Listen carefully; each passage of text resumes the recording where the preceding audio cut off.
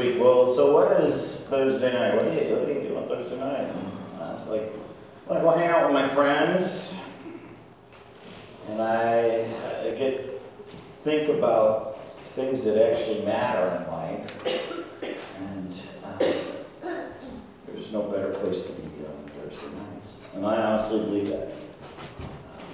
It's just an incredible thought process of what goes into every Thursday night about this idea that to renew our souls, we must first renew our minds and renew our spirits and renew our relationships.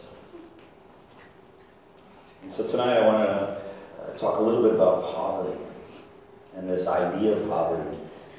And the question that I posed to some people this week was, what is more physically or spiritually dangerous? Wealth or poverty? What's more dangerous for us as individuals? What's more dangerous for the world around us? If we look solely at the environmental statistics, what we find out is that, well, quite frankly, it's physically more taxing if you're looking for water and food, clothing and shelter, safety. Those are the things that will take its toll on your body, which will affect your mind. But statistics don't tell the whole story. Now, in full disclosure, my dad had a saying. He said, you can be happy whether you're rich or poor. It's just easier to be happy when you're rich. Right? And that was his ongoing line. Now, he was a child of the Great Depression, and for him, it really was always about this idea that anybody who didn't lift themselves up by their bootstraps and move forward, well, they were just plain lazy. I can remember him saying when the markets dipped at one point when he was near his retirement, and he looked at me and he said, well, at least we'll be going to the poorhouse in a Cadillac, son. I mean, that's where my dad's head was all the time. He believed in status and having resources, and that is what it was about. That's what life was about. Now, he was a Christian, but he had this thing that was just going on inside him. It was a drive to succeed from where he'd been. There are pictures of my father on the porch of shotgun shanties in Memphis, Tennessee, where his father went to get work during the Great Depression. And so he had that kind of drive that he was never going back there.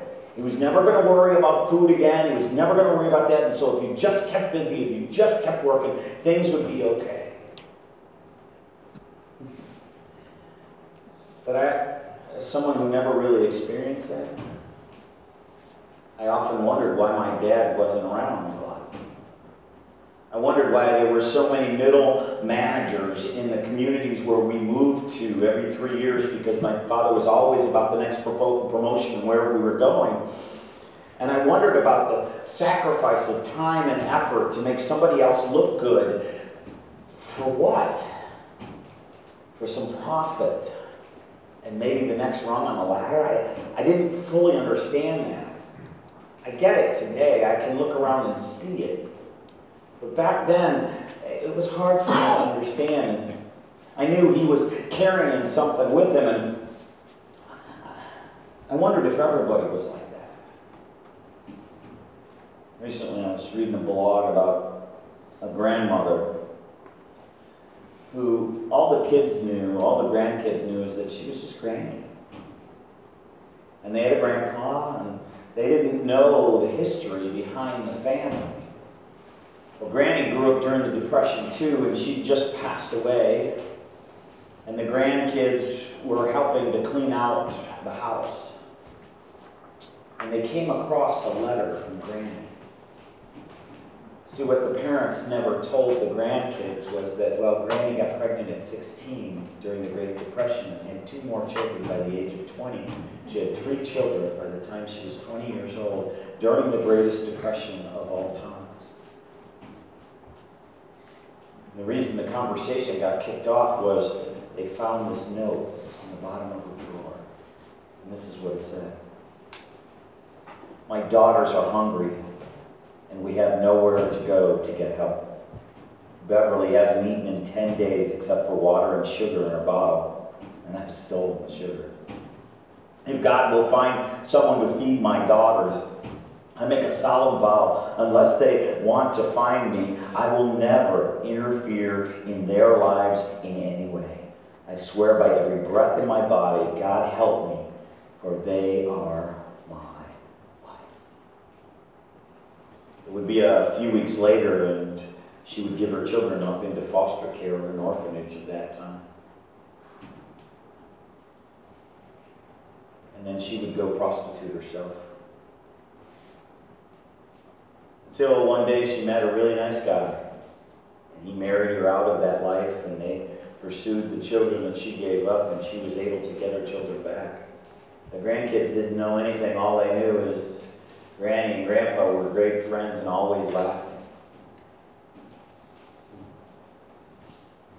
Can you imagine being so poor you'd have to give up your kids? I've actually seen it in Haiti. I'll never forget, I was at the door of Sister Marie's place. And Sister Marie was just this lovely woman, but somebody had known that the white guys were there, so this woman came up and she's holding this newborn baby. It couldn't have been more than 6 days. She was begging us to take her child. She couldn't feed him. She was worried about the future for this child, and so at some point she actually just said, just take him. I don't care what you do with him. My relatives are on the other half of Haiti. If I send them there, the child will be a slave. You see, that's what they do with children that they can't eat in Haiti. They call them restavics. They're child slaves. You try to give them to a relative, but if you can't find a relative, you give them to a friend. If you can't find a friend, well, you do your best you can and try to find somebody who looks nice and acts nice, and you give your children up. Could you imagine being so poor that you would give your child up? Now, the choices are less than ideal, but you have to do what you have to do. It's helpful in my pursuit when I think of these type of situations and the kind of poverty that's out there, that as a self-avowed Christ follower, to remember that Jesus began his life poor. Poor, working class tradesmen. He knew the daily grind of the poor, and though he was God with skin on, the Christian word is incarnate, but God with skin on, he chose to remain poor and homeless, but not powerless. His entire ministry was about a witness to a God so powerful that he would provide at every step of one's walk.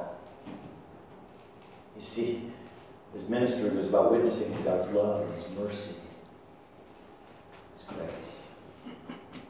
It wasn't about showing off some possessions or even about getting more possessions. It was about a reality that there is only one possession we have that is actually worth anything, and it is our lives, and then what we do with them. There were times when Jesus was hungry. There were companions who needed food. Jesus would teach voluntary sacrifice, and even, in some cases, just to step away and trust in the Lord's provision. He didn't require that his companions be poor. In fact, some weren't. Jesus was a friend of the poor, though. He preached to them. He gave them hope. He gave them a vision of heavenly mansions with banqueting tables. And he often talked about, what are we going to do for the poor? And he proceeded to give alms to those who were walking along in this life with him. He knew their suffering. He felt their pain. He knew their cries. And he was focused on them. Not on their poverty, but on what was noble. In the same way, he often refused to demonize the rich or those of the ruling class. He didn't come to create another strata or a class division. He steadfastly refused to allow class hatred or political rebellion, but he encouraged those with power, and money is power. It is portable power, whether you understand it or not. It is power, and it is important for us to use that for his kingdom, more so than for ours. He encouraged it through generosity, and he often talked about giving in such a way that you were like, okay. But he also knew that there would be immature leaders who would find it hard to take these next steps. Giving of oneself, giving of one's resources is actually a great definition. And if you're looking to see if someone's mature in the faith, ask them what they do with their time and their money and their talents. And weigh if what they are given and what they are using for themselves is less than what they give away. There's some brilliant pictures on the screens tonight about leaders who sacrifice themselves for others. Desmond Tutu, Sister Teresa, and the list goes on and on and on. In many ways, his story is the story of truth. Poverty is not the greatest spiritual peril. It's not. Poverty really comes in wealth. Poverty of the soul. A poverty that's independent of possessions and one's faith. Real wealth lies not in what one has, but in one's character. One's ability not to be dependent upon this world for one's self-worth, but to use all that God has given us to move us forward. It makes sense when you think about it. Any wise man will tell you it's better to have health than wealth. Possession can't add to this life. Time can't be added either. Beyond the basics of food and water and clothing and shelter, the most valuable of our possessions remains one thing. It is your life, but in your life in relationship to God and to others. Any other possessions are not to be condemned, but they're to be used, recommended, commended to the service of developing one's own character and the character of those around us. Possessions are not to be about our personal pleasure, but they're supposed to be about this idea that through their use, the kingdom moves on. I talked a little bit about this kind of giving and a movement, but poverty ends when we decide that it's time for each one of us to make a decision. Do I want a poverty of the soul to continue? Or am I willing to do something about it? There's a gentleman, I don't know if you know this name. His name is Chuck Feeney. Chuck was an Irish-American billionaire.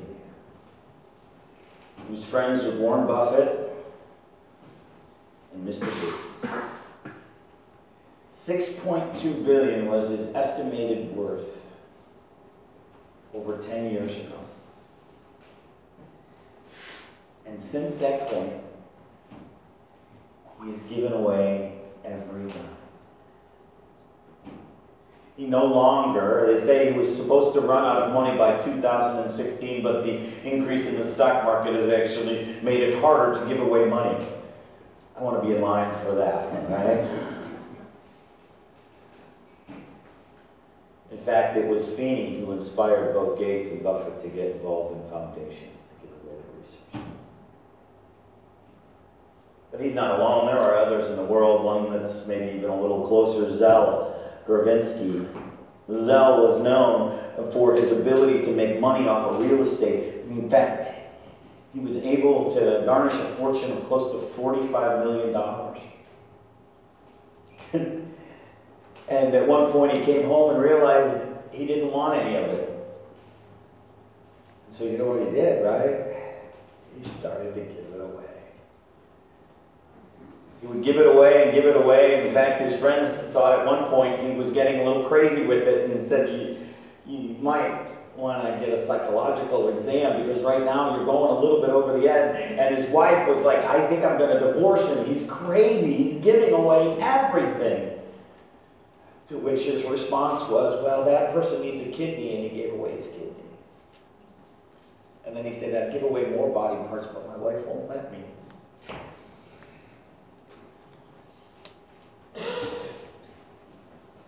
Jesus shared a fact that the poor will always be among us. It was not a condemnation of them or an approval to ignore their plight or some kind of recognition of an economic system that's broken. We're to accept the fact without further judgment by understanding the future kingdom will be theirs, those who are poor and powerless. I believe there are many who don't believe that. I've talked to them. They said, I think God wants us to do more with what we have. Well, some can't get out of the cycle. Some don't even know they're in the cycle. Some haven't been taught how to move from the cycle. However, a person in poverty rarely wonders about their need for God, do they? Because they're confronted daily with the opportunity to rely on Him for their provision. Rarely do we put our complete trust in God in such a way that says, I need you now. Sure, we pray for Him to, when we overspend, to bail us out. But do we really pray and understand the provision He's given us? A position that most of us won't find ourselves in this life. Herein lies the reason wealth is more spiritually dangerous than poverty. Rarely will a human truly rely on God until God is all he has. Comfort in one's own ability actually creates a pride that comes before the fall.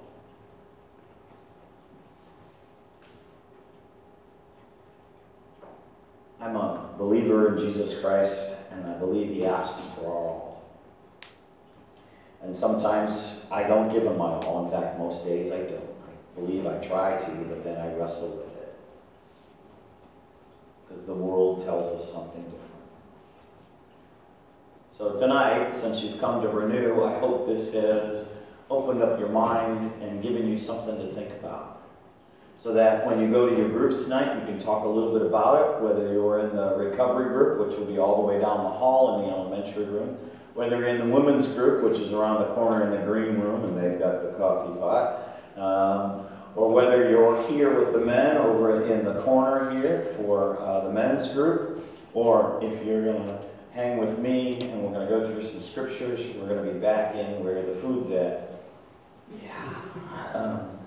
I appreciate that you all are here tonight, and I'm grateful for you. It's at this time I'd invite you to go off and break off into one of the rooms and have a discussion about your life. Is it more dangerous to be wealthy?